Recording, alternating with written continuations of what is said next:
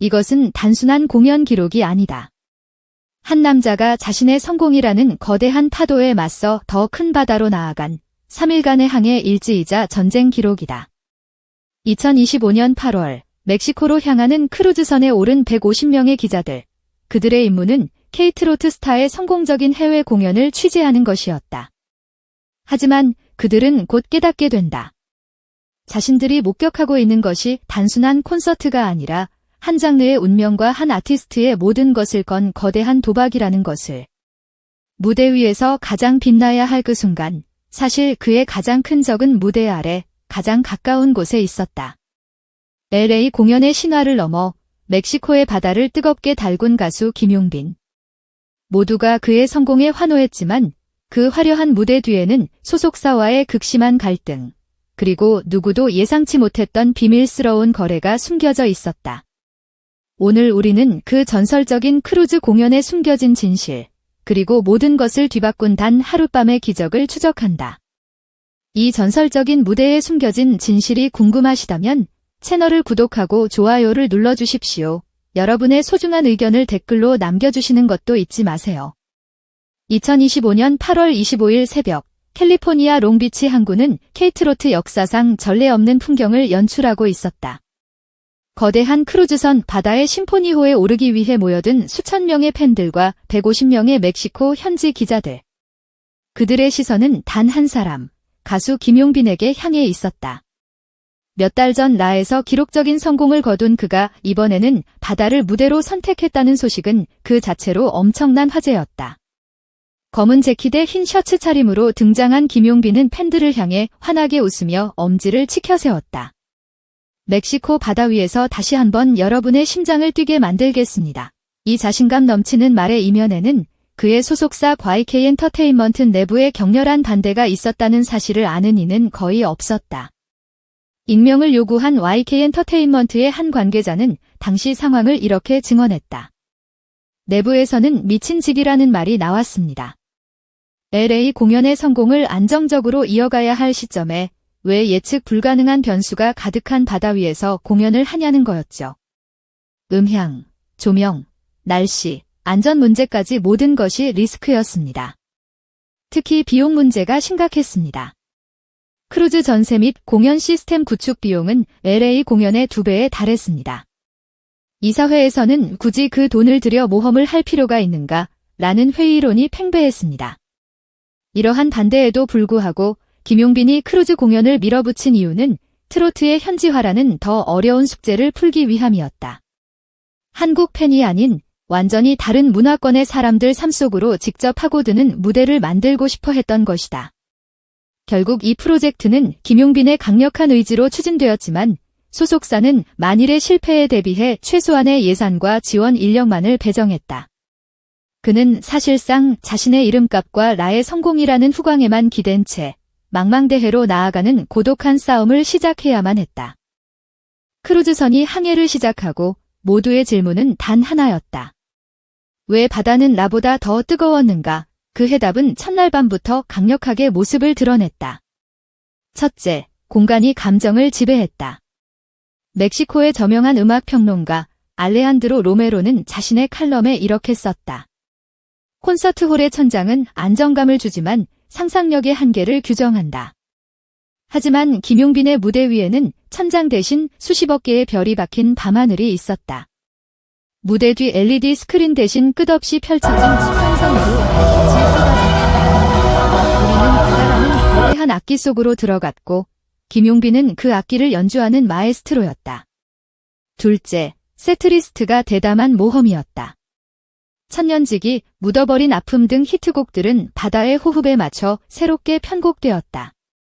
특히 걱정 말아요. 그대가 시작됐을 때 그대여 아무 걱정하지 말아요 라는 노랫말과 함께 시원한 바닷바람이 관객들의 뺨을 어루만지며 위로가 청각을 넘어 촉각으로 전해지는 공감각적 체험을 선사했다. 셋째, 무대와 객석의 경계가 완벽하게 붕괴되었다. 김용빈은 끊임없이 움직이며 모든 방향의 관객들과 눈을 맞췄고 이는 단순한 팬 서비스를 넘어선 진정한 교감이었다. 넷째, 언어의 경계가 무너졌다.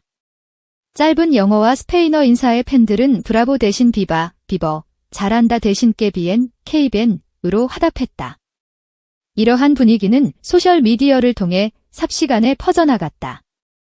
X, 구 트위터는 그야말로 축제였다. 골뱅이 멕시팬 K-팝 친구에게서 영상이 계속 오고 있다. 이건 콘서트가 아니다. 종교적인 경험에 가깝다. 파도 소리와 김용빈의 목소리가 하나가 되는 순간 눈물이 났다고 한다. 샵사인 김용빈의 멕시코 샵사인 LA 델마어 바다의 왕. 그리고 둘째 날 밤 사건이 터졌다. 예고도 없이 통기타를 든 그가 무대에 올라 영국의 전설적인 밴드 퀸의 러브 오브 마이 라이프를 부른 것이다. 휴가를 즐기러 온 미국과 캐나다 관광객들은 충격과 감동으로 얼어붙었다. 그의 영어 발음은 완벽하지 않았지만 그 안에 담긴 감정은 국적과 언어를 초월했다. 라의 음악 블로거 제시카 박은 당시 상황을 이렇게 분석한다. 미국 시장에서 트로트는 생소한 장르입니다. 그런데 김용빈이 미국인들에게 가장 익숙하고 신성시되는 노래를 자신만의 감성으로 소화해낸 것은 엄청나게 영리한 전략이었습니다. 그것은 나도 당신들의 문화를 존중한다는 메시지였고 그 순간 그는 기방인이 아니라 우리가 될 수 있었죠. X에는 실시간으로 반응이 쏟아졌다. 골뱅이 뮤직 메이번나 내 타임라인이 온통 김용빈 크루즈 공연 이야기로 가득하다. 러브 오브 마이 라이프 영상을 봤는데 소름이 돋았다. 저 감성은 대체 어디서 나오는 거지? 샵사인 김용빈 샵사인 언익스펙티드 골뱅이 크루즈 라이프 게리 아내와 결혼 20주년 기념 여행 중 우연히 본 공연. 그의 노래를 듣고 아내가 내 어깨에 기대 울었다. 우리 부부에게 잊지 못할 밤을 선물해줬다. 이 모든 열광과 찬사조차도 마지막 날 밤에 일어날 결정적인 사건의 전주곡에 불과했다. 그리고 그 사건의 중심에는 소속사 몰래 김용빈이 준비한 비밀 병기가 있었다. 항해의 마지막 밤인 8월 27일 갈라 콘서트가 정점으로 치닫고 있을 때 갑자기 무대의 모든 조명이 꺼졌다. 정전을 의심한 관객들의 웅성거림 속 칠흑 같은 어둠을 가르며 한 줄기 트럼펫 소리가 바다 위로 솟구쳤다. 하나가 밤하늘의 별을 흔들었고 둘이 수평선을 갈랐으며 셋이 모든 사람의 가슴을 정조준했다. 조명이 다시 켜졌을 때 관객들은 자신의 눈을 의심해야 했다. 김용빈의 옆에는 멕시코 마리아치의 살아있는 전설, 트럼펫 마에스트로 라파엘 산체스가 서 있었다. 진짜다. 객석에서 터져나온 외침은 모두의 심정을 대변했다. 한국의 트로트와 멕시코의 마리아치. 불가능해 보였던 조합은 바다 한가운데서 현실이 되었다. 두 거장은 멕시코 민요 라 요로나 라로로너를 변주했고 이어서 걱정 말아요 그대를 한국어와 스페인어로 번갈아 불렀다. 김용빈이 지나간 것은 지나간 대로 라고 노래하면 라파엘 산체스는 노티 프리어코푸스 미 어모어 걱정 말아요 내 사랑 라는 추임새를 트럼펫 연주와 함께 절묘하게 얹었다.